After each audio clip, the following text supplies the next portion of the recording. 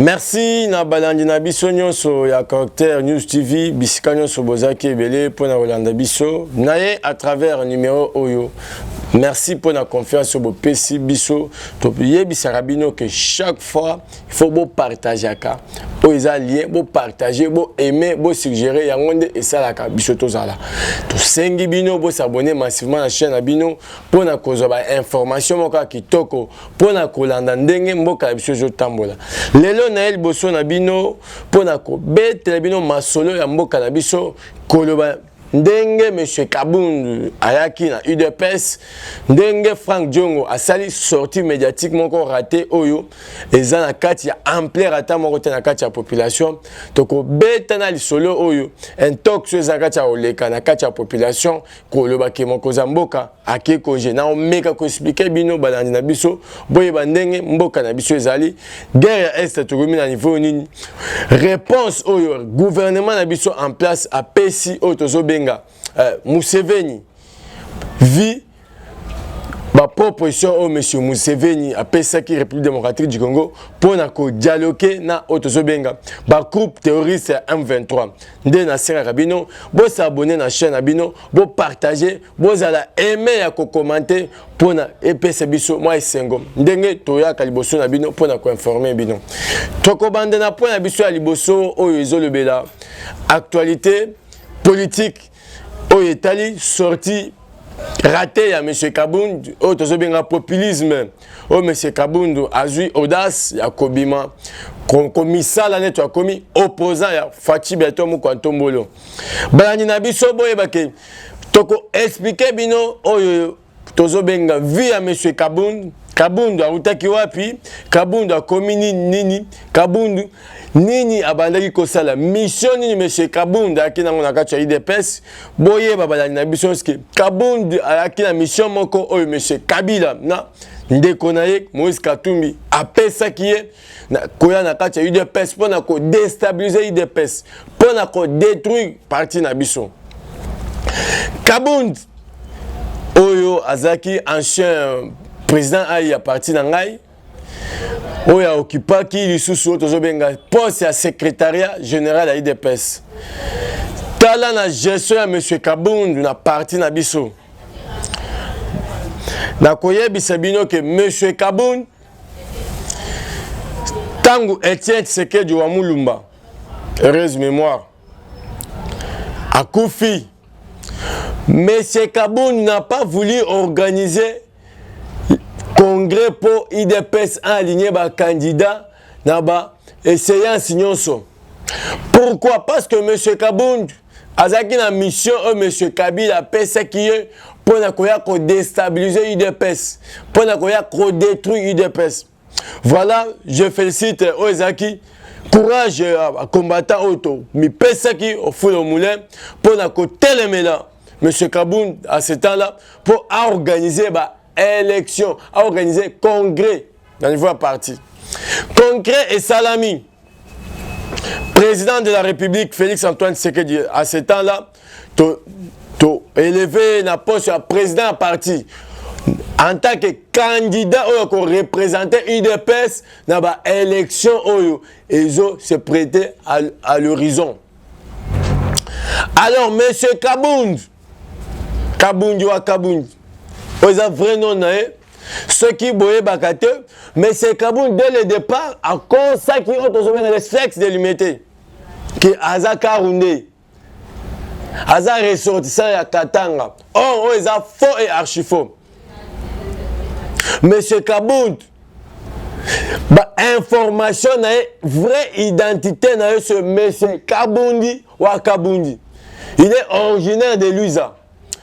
Ndenge na yebisa rabino ke bokomona depuis bandel monsieur Kabundu il a été toujours un menteur azaki muto akokosa tala akenda ki pile kokosa Etienne Tshisekedi wa Mulumba il est ressortissant ya Katanga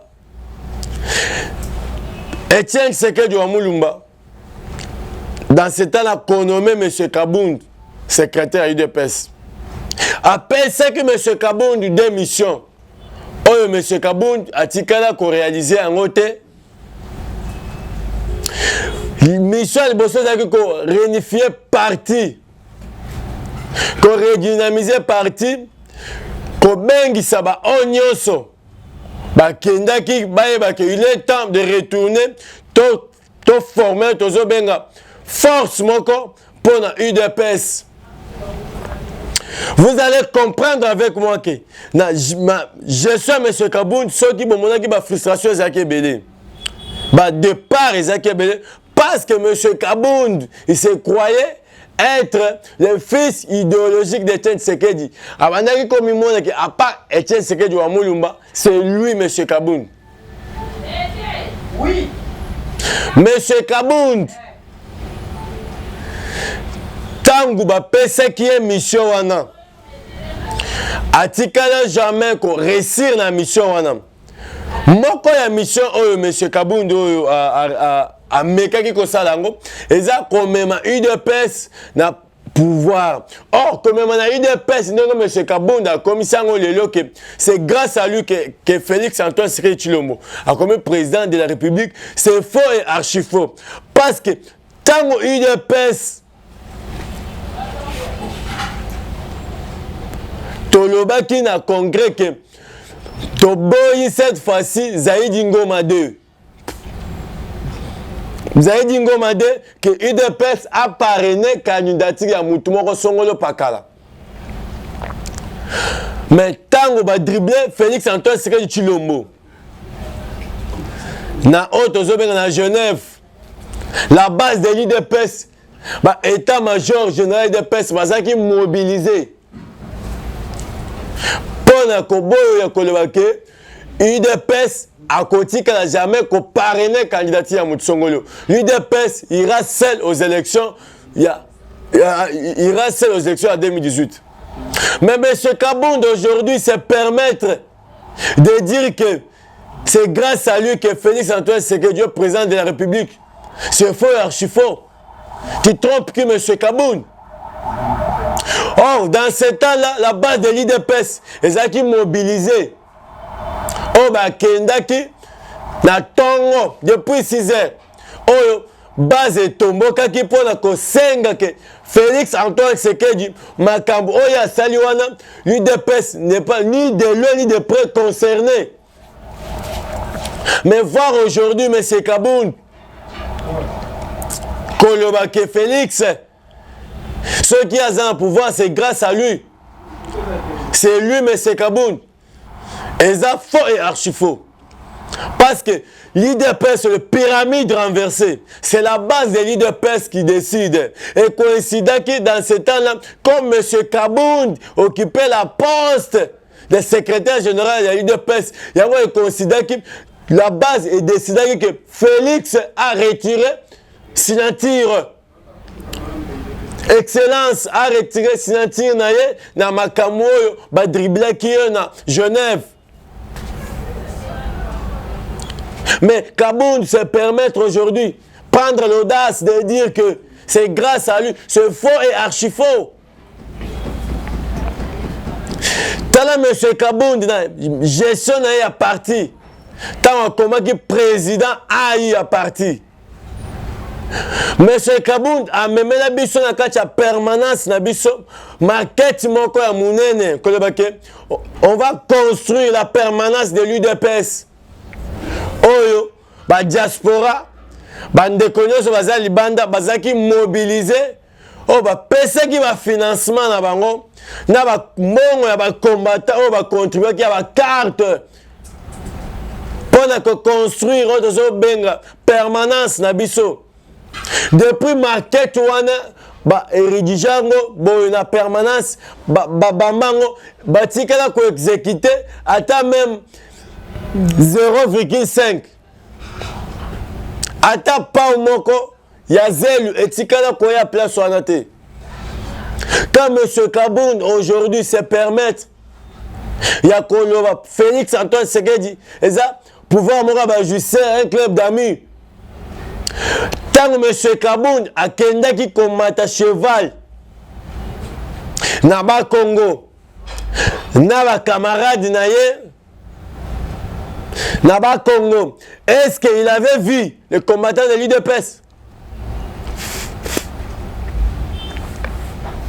Kabunda akelaki komata. Ba cheval, kolobake, c'est ça qui donne le pouvoir. Il est le premier bénéficiaire de ce régime. Il est ce qu'on appelle le premier jouisseur.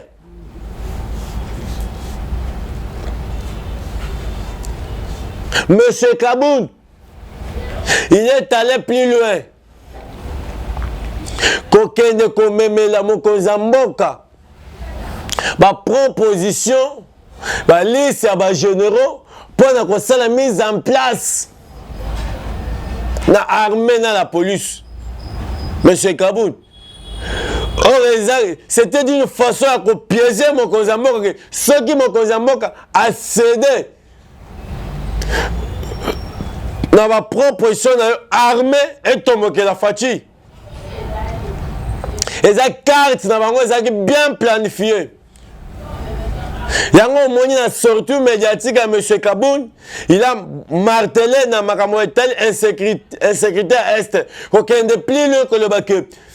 Le gouvernement en place est qu'on mobiliser jamais bon pour en faire de ces. C'est qui est faux et archi faux.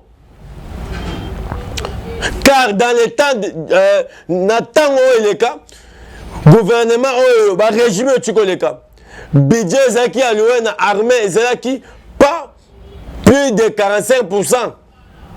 Mais avec actuel régime et à Félix Antoine Tshisekedi Tshilombo, on a na kati ya ko fournir ba effort. Armée na biso azana budget tant ils ont agi na 57%. Et ça ba avancement dans ba chiffre plus de 500 millions de dollars. Le gouvernement a fournir pour couper sa haute armée na biso. Dans ce temps où notre pays est agressé, président de la République, à l'immédiat, première participation à la réunion de l'Union africaine, il a été voté deuxième vice-président de l'Union africaine. Et ça qui est diplomatie agissante. Mais monsieur Kabound,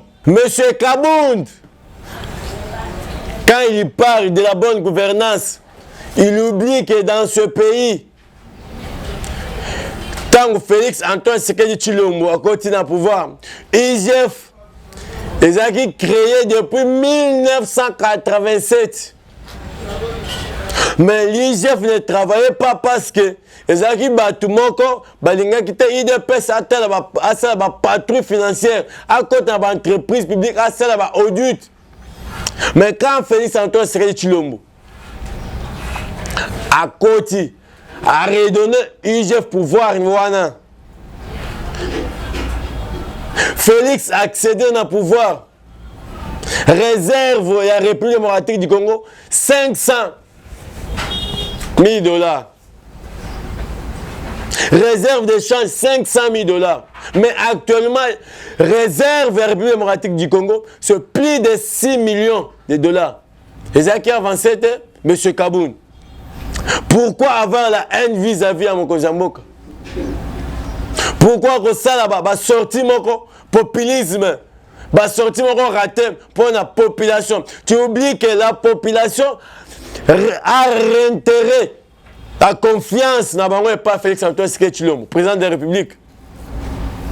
Il se battre pourquoi? Pour la bonne gouvernance, pour installer l'état de droit, pour installer paix dans la République démocratique du Congo. Quand Félix Antoine Tshisekedi Tshilombo a continué à pouvoir, il a trouvé des enseignants, des fonctionnaires, il touchait combien? Mais grâce à la volonté politique, Félix Antoine Tshisekedi a boosté. Il a donné l'impulsion. Des régies financières aujourd'hui sont en train de maximiser des recettes. C'est toute la première fois dans l'histoire de la République démocratique du Congo, pendant le second trimestre de la République démocratique du Congo, la régie financière est maximisé 5 milliards de dollars. Premier trimestre, ils ont 3 milliards de dollars. Deuxième trimestre, 5 milliards. Troisième trimestre, tu en as combien?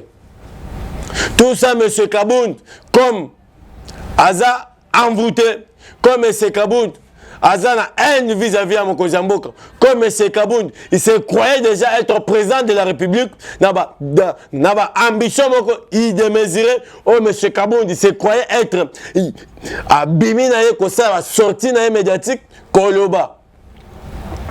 Gratuité de l'enseignement. Oh Félix, tant qu'on continue à pouvoir. Tant qu'on continue à pouvoir, non, il a donné l'impulsion. Il a montré sa détermination. N'a qu'on continue à pouvoir. Bah même école au Félix à Koutaki. Il a donné sa. Il a montré la volonté de matérialiser cette gratuité de l'enseignement. Oh, ils ont la constitution Mboka. Mais M. Kabound, produit fabriqué dans l'île de Pes, mouton l'île de Pes a façonné, Azo Bima Aloba. Ah bon, c'est que aujourd'hui, ceux qui M. Kabound, Azao Azali, c'est l'île de Pes. Qui député M. Kabound Azali. Et ça qui a liste à l'île de Pes. Bon, comme il a choisi, il y a comme ça la partie, comme ça la opposition contre Moukwantombolo. Oui, nous acclamons qu'il puisse remettre tous ceux qui appartiennent à l'IDPS. On y a sur l'IDPS, c'est ça qui y a, Kabound dans un sang. Parce que l'ingratitude dans la vie, vous avez bien été. La compétence que M. Kabound avait à ce temps-là pour occuper poste à vice-président à l'Assemblée nationale.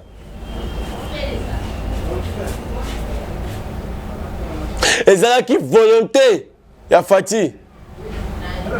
Et bonne foi à Moukwantombolo. Mais M. Kabound, abandonné comme Mokonzi Mboka, comme son ami, en oubliant que le chef de l'État n'a pas d'amis. Fati Mokonzi Mboka a sa camarade à Moutouté. Il faut respecter l'institution présidente de la République. L'institution présidente de la République est sacrée. Quel peuple que M. Kabound peut mobiliser aujourd'hui pour Kobenga Fati?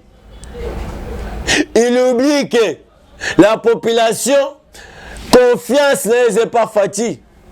Oh, grâce à Kaka, il y a gratuité de l'enseignement, nous avons récupéré 4 950 des élèves. Oh, parce qu'ils non scolarisés.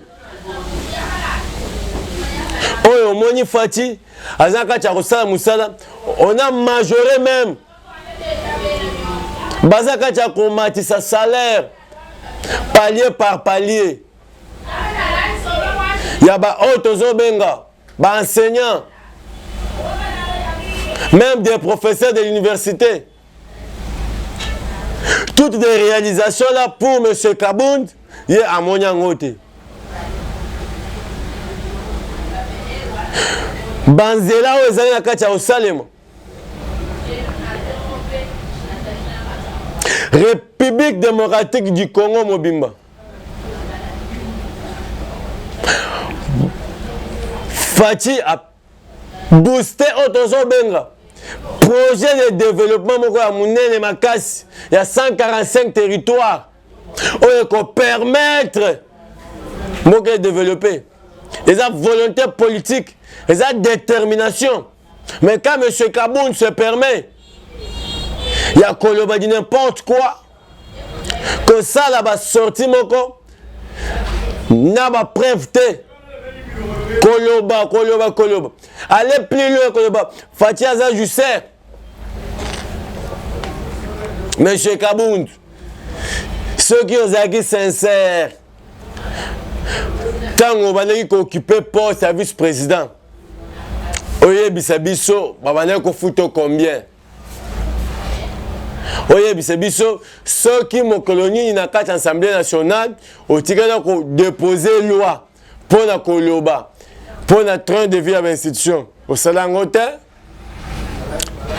après avoir mangé, après avoir collé à rotonde, au bimi au télémi on a comment loba. Et zaleti moi si, nandaku.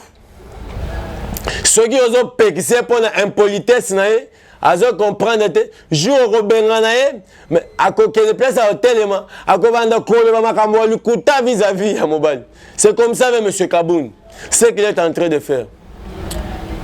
Parce que monsieur Kaboun peut nous dire quand il était secrétaire général de l'UDPS, président du parti, quelle innovation que monsieur Kaboun a cela qu'il a vu à parti à l'Assemblée nationale. Monsieur Kaboun se permet même la église.